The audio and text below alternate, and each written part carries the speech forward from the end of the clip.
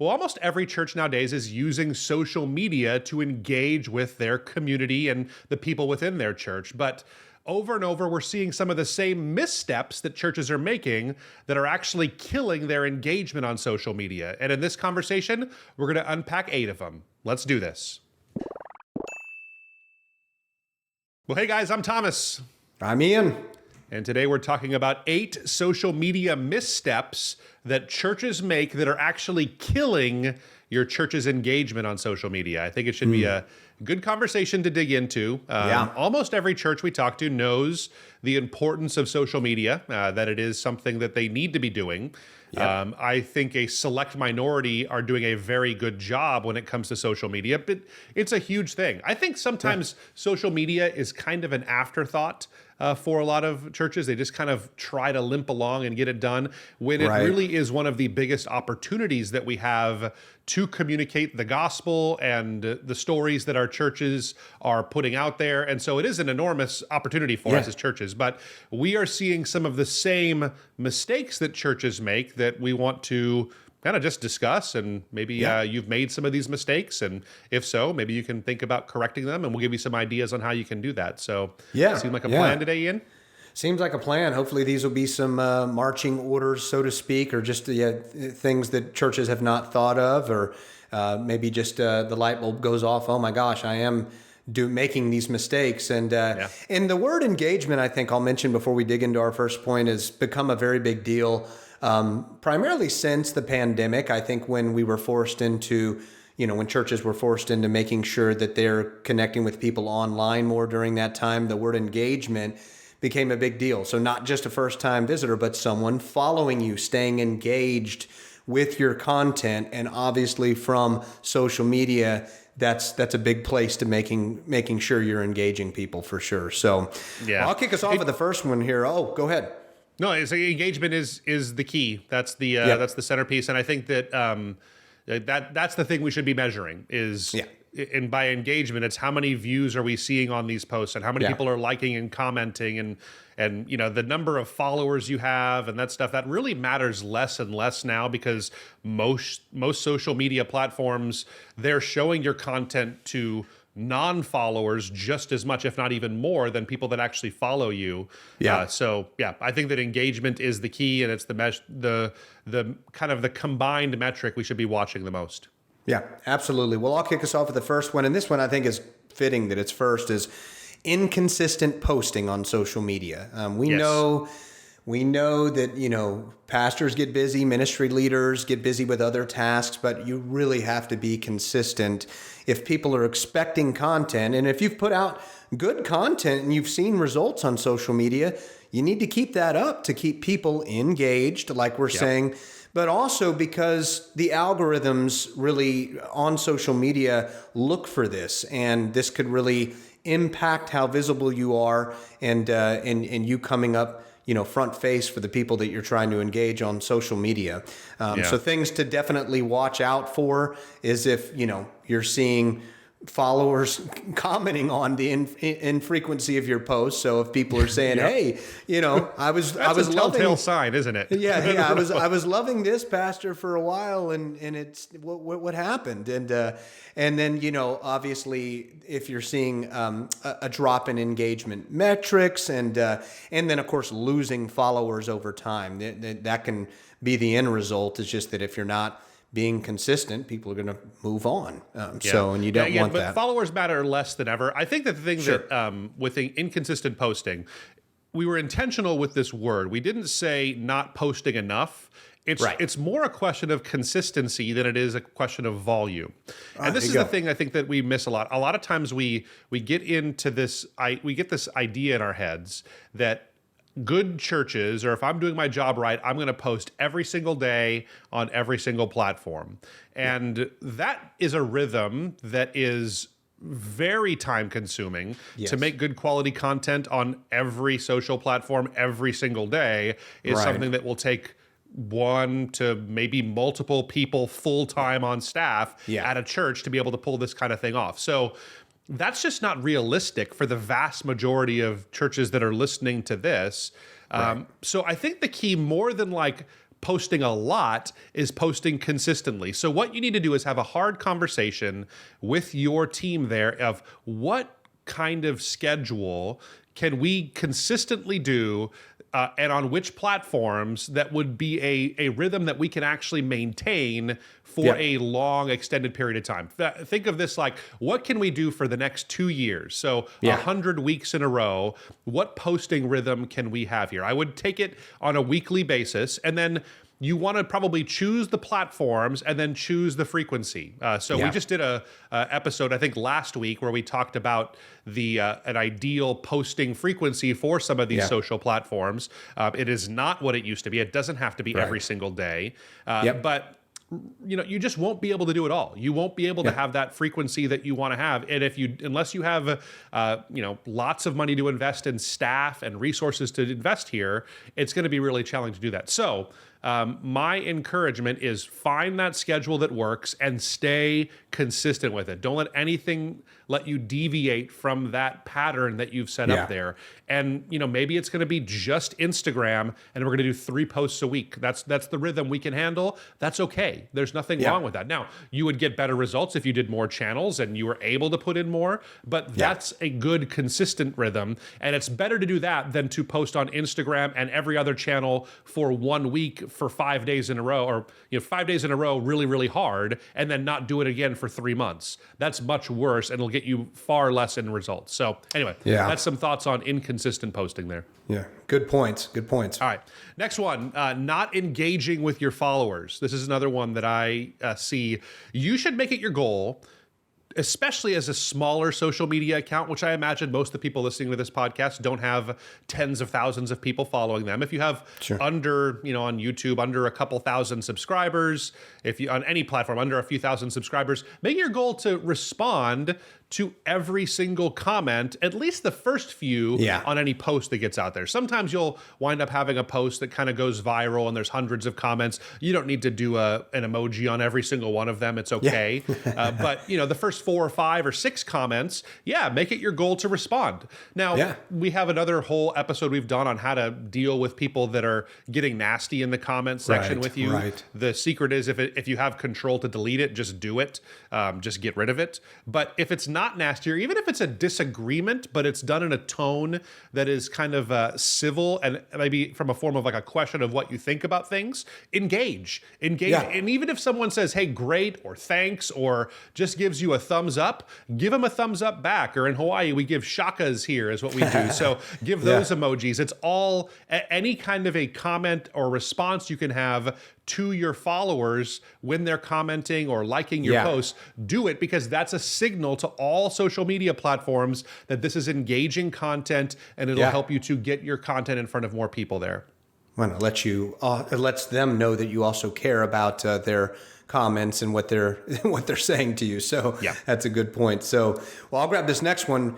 Poor quality content. So this is a big deal. I mean, I know that, again, there's churches with limited resources, but honestly, you don't have to have a big media budget or, high-end cameras. It's great if you have those things and if you can invest in those things. But, do you have grainy images you're posting? Is it generic stuff? Are there shaky videos and those types of things there? I mean, that stuff really, again, gives people a bad impression, but also it's just not engaging. And so, that's... If you're getting feedback about the quality of your post, then that's a good sign. If people aren't sharing it, and so definitely, and if they're not engaging in it, so make sure you put some quality content out there. And it's if you're going to be posting regularly, which we're recommending, of course, it's worth doing it well. I think when social media started, it was like just you posted like kind of normally whatever was happening in your life. At least that's how we did it, back in our MySpace days, Ian. And then you and I met each other right around the time we got Facebook accounts, and you would post just a little bit of text about, hey, having fun at the baseball game tonight. We didn't really have a lot of photos I'd or check something. I'd check in when I got to work. And, You would check in. We would check in. That's true. And then, then imagery came along, and, famously we took pictures of food, and they weren't really good because they were done on flip phones in some cases. And, remember, social media was primarily things we did on computers, not on our smartphones when we first got them there. So it really has changed. But, the idea that we can't just you won't fall backwards into good quality content. It takes some planning to do it. You can't just sit there on a Monday after service and that's the day you're supposed to post and say, okay, let's just think of something in 30 seconds here and type it up and put it on there. Or let's just choose a random scripture and make a graphic out of it and we'll just call it good. That stuff just doesn't work anymore. It might have worked 5-6 years ago. That's just not the case anymore. You probably need to have a real strategy, have plans, and maybe a good post. Especially when we're talking about video and short form video posts, that might take an hour or two to really put something great together, but the reach and the engagement may be worth it for you. So take the time and do good quality posts. The next one, kind of like it, this is a mistake that makes for lack of quality posts. A mistake I see churches make is they're doing overly promotional posts, or they're doing promotional posts too often. Too much of their balance is promotional posts. And so by promotional posts, I mean things like, hey, we have this event coming up. Hey, have you been baptized yet? Hey, we have a great service coming up this week. Will you come at 9:00 on Sunday? These things that are asking people to do something, promoting a service or something happening at the church. This should be a small fraction of your church's social media diet. This is a mistake that so many churches make where the majority is, here's what's happening at the church. It's internally focused to get people that are already members to do something that we want them to do. And you have to remember that most people on your social media that are going to see your content now are not followers, so they're probably not members. And so you need to think about, hey, if that's the case, this invitation to come to the next membership class at our church is probably not going to be really valuable content for them because they don't even live near me in some cases. Or if they do, they haven't even been to a Sunday service or know who I am. I want to engage them with other content there first. So really watch that. I think the right rhythm is probably 1 to maybe 2 posts per week if you're doing a daily posting schedule. So, that comes out to most weeks I would say 1. So call it 15% of your posts can be somewhat promotional in nature. Any more than that, I think you start to, saturate a little bit, and it's something that would probably put off and reduce your engagement long term when you do that. Yeah. No, that's good. That's good. I'll tackle this next one, which I think is also important, not adapting to platform norms. What do we mean by that? Each social media, platform, Instagram, Twitter, Facebook, it kind of has its own vibe. It has its own way of doing things. So, for instance, the way you post on Facebook is not going to be the same as far as how you post on Twitter or Instagram. So they all have their different way about going things. And while I know for the longest time, me personally, I use Facebook and not Twitter. I'm sorry, not Instagram. I'm actually, I'm more on Instagram these days. I've made that switch. It just kind of happened. But at the same time, millennial of you. It's great. That's awesome. I gotta try, right? But basically, a lot of, churches may just be posting on Facebook and yes, those can automatically go to Instagram. And some of that's helpful, but at the same time, there needs to be some unique posting on Instagram, as we've talked about. It's very photo heavy, while Facebook has that, it's just different. You can't just get away with the same type of posts across these platforms. Yeah, I think so. Some of them are more similar than others. But I think that you can't, for instance, put the exact same post on TikTok and LinkedIn, right? You wouldn't want the exact same content going on those two channels.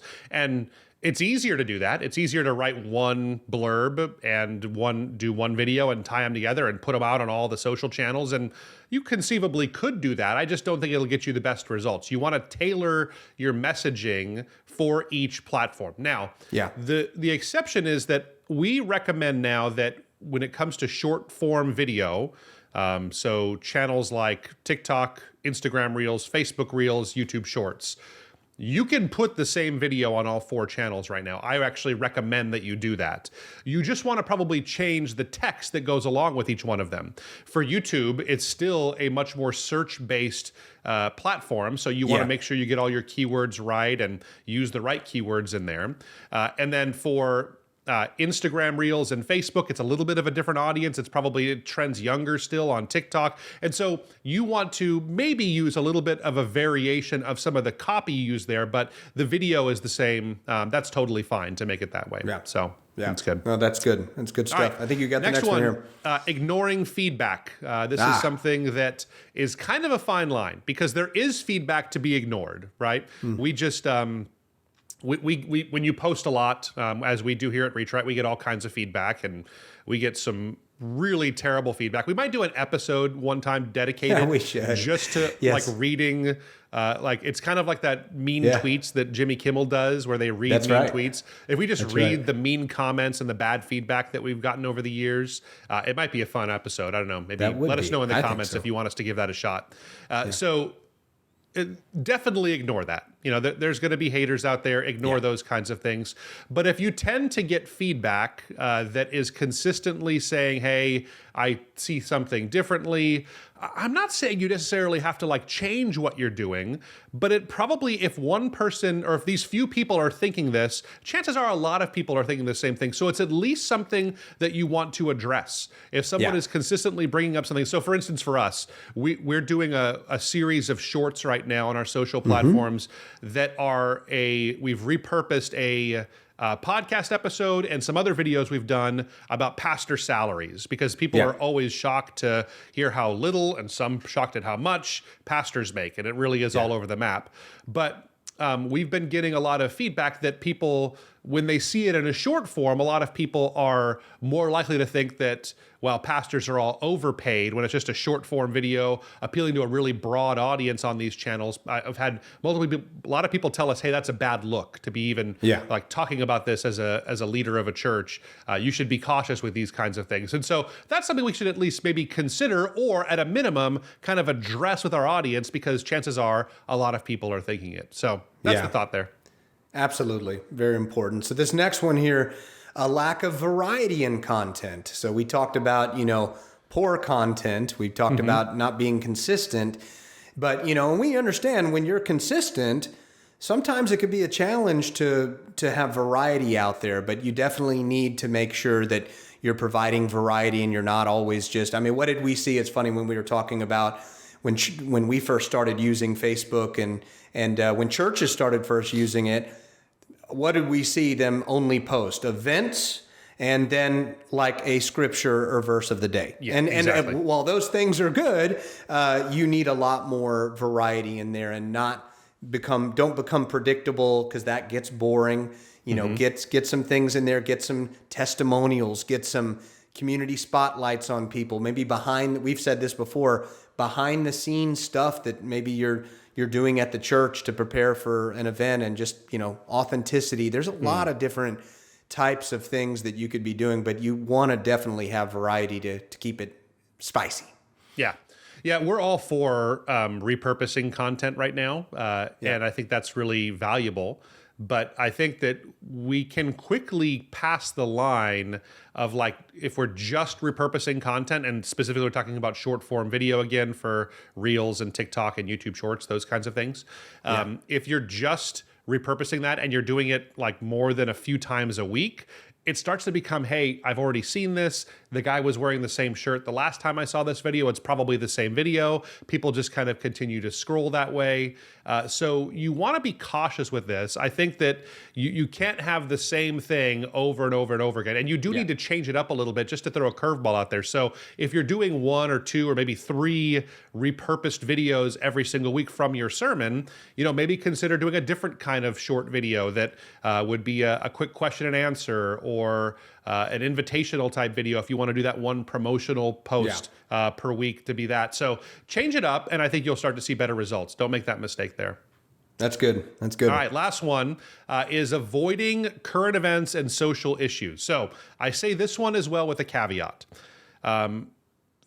Social media is probably not the best place to have an entire discussion on some of the most challenging theological and social topics of our time. So we don't recommend that your church produce content about politics in general. So, you know, who you should vote for. Obviously, there's all kinds of reasons for that. I don't think that LGBTQ issues are great for churches to have those discussions on social media. Online, yes, but social media, it just doesn't lend itself to the nuance that you need to have a full conversation on these kinds of issues, or the abortion issue, or other, you know, kind of hot button issues that churches and pastors we deal with here. So I'm not saying avoid the issues. I'm not saying you shouldn't talk about them. I'm just saying that a 15-second clip is not going to let you give the nuance you need to make someone who is struggling with transgenderism feel both loved and the truth spoken with them at the same time. It's just not, it's impossible. It's not the format for it. So have those things online, put them out there, but don't try to give all of that away there at the same time. So that's the social issue side. Current events. So we're filming this a few weeks after the Maui fires here in Hawaii. I think current events, if you just ignore some of these things, especially here, for our church to just kind of have our schedule and stay with it. Like, we didn't have the Maui fires on our schedule, so we're not going to post about it. That's a huge no-no to do that there. You need to be flexible when these things arise that will require you to say something, or it's valuable to kind of bring these up in some of your social content there. So I'd say on average, like every 4 to 6 weeks, you'll have some of this kind of content that needs to be brought up, but it always will play well. I'm not saying that it's these Maui fires, I don't mean to make it like it's a play, but I think just things that are maybe less negative or less sad news, just if they're big, maybe even their social trends or things that are happening or challenges that you see on social media, don't be afraid to jump on some of those, because you will get some extra engagement just by kind of connecting with those trending hashtags or some of those things that are happening. But especially when it comes to some of those big, sad pieces of news, make sure your church is ready to have a response and talk about what you're doing to help in those kinds of situations. Yeah, and last thing I'll add to that, shows that you care, obviously, because I mean, if you ignore big events like that, it just gives the impression that you're out of touch with the world events and with culture and those types of things. Churches want to be relevant. They want to pray for these types of things when they happen, or even sometimes churches are, offer support as they should when these types of things tornadoes happen or whatever it is. Big events, definitely shows that you care. Shows people that are following you that your church is aware of these things. So that's it. That's what we're here for as a church. So that's good. But I want to know something. What missteps has your church made? Have you seen any like major mistakes that a church has made on social media? Have you seen something that like was really funny because you can't believe a church put that on social media? I'm sure I've done some of those kinds of things before, but let us know about those down in the comments. We'd love to hear some of your horror stories there. If you have found this helpful, it would mean a lot to me if you would rate, review, subscribe, do those things. Thanks so much, guys, for being a part of the Reach Right family. One more thing before you go. All of these episodes, we try to source them from the comments that we get on our YouTube feed or on our blog posts. So if you have any questions or things you want us to cover in a future episode, let us know about that down in the comments too. Thanks for being a part of the Reach Right family, and we'll catch you next time. See ya.